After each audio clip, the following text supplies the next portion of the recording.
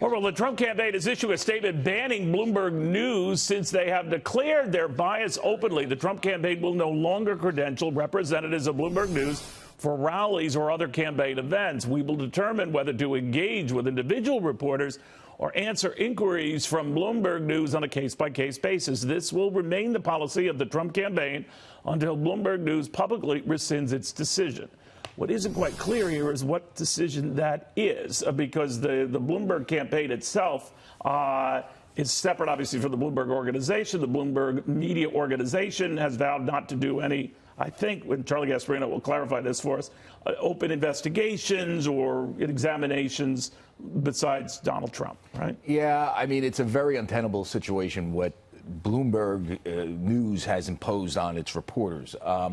And does it provide that to other candidates in the race? No, full disclosure, I know a lot of people there. I think some of the best reporters in the business. I know a lot of editors. I know people in management. They're good people. What Mike Bloomberg tried to do here is thread the needle. He tried to say, listen, I'm not running against Trump right now. I'm running against Elizabeth Warren. I'm running against all these Democrats. Therefore, if my reporters, which I still own the company, by the way, has my name on it, if they're going to cover, they're just going to cover the news that comes out of these campaigns. I'm not going to have them do deep dive investigative reporting that attacks Elizabeth Warren or attacks Pete Buttigieg. But prior to his entrance, weren't they doing just that? They were doing it on everybody. But when he got in, he doesn't want his reporters to give him an unfair playing field against the people that he's competing directly with. That's why they allowed same type of reporting for Trump because he's president. Right. But not the same type of coverage for those that he's running against. Now, the problem with that is that, of course, all these candidates are running against Trump now.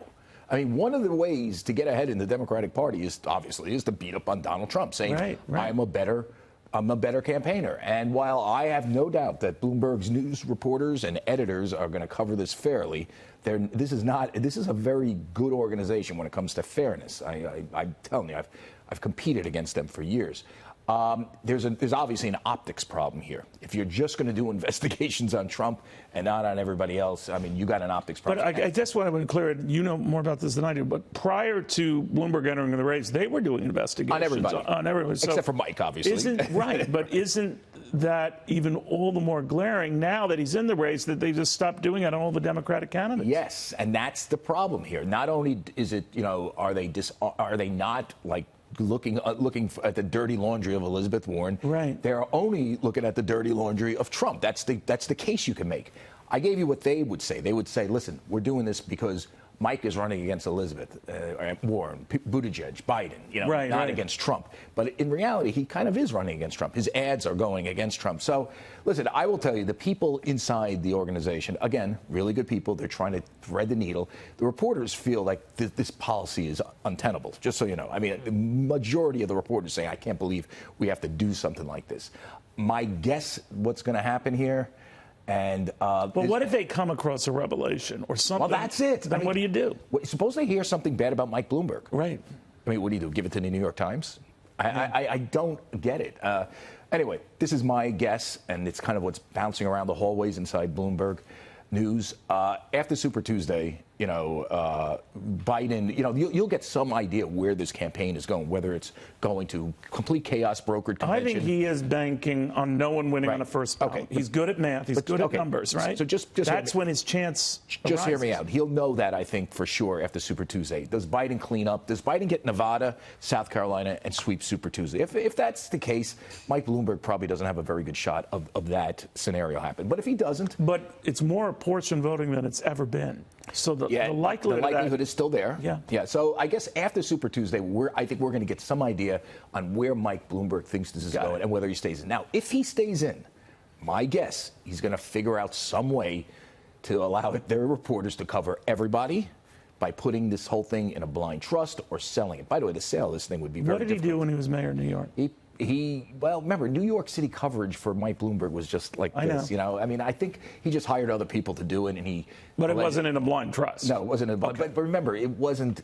He's got. It's different on a national basis. This is the president of the United States. It's a huge thing. So I'm just saying that I think Super Tuesday is the day we find out what they do with Bloomberg News. Does he put in a blind trust? Does he sell it? It's very difficult to sell. Does he sell just the news organization? Very difficult to sell because it's a huge company. Absolutely. It would be like a $50 billion deal that private equity might have to buy. Does he put it in a blind trust? That's kind of a wishy-washy thing. I don't think he'd do that until and if he were elected president. I think after Super Tuesday, he's going to have to turn the dogs loose on his reporters. I think that's where this thing is going.